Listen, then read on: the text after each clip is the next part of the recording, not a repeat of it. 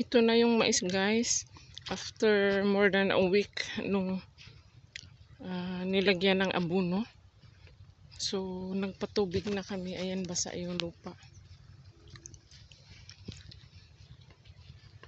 So, mahabang mahaba ito. Tingnan natin sa kabilang side. So, dito sa kabilang side, ayan. So, ito yung Pioneer.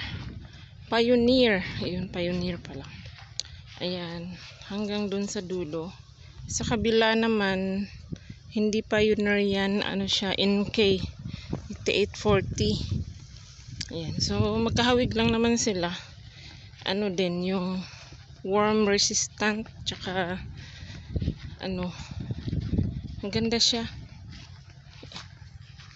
Kaysa yung bigay noon ng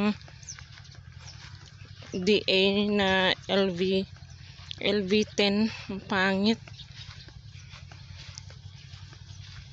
Inuud yun eh. So ito okay na okay. Yan. So sa kabila naman tabako. Tatatanim lang nito kahapon, so hindi pa halata. Ayan. Maliliit.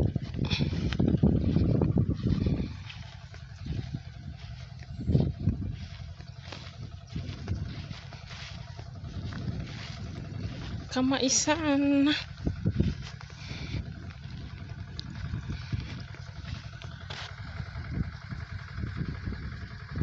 Yan, nagtatanim pa sila ng tabako doon, pero malapit na rin matapos.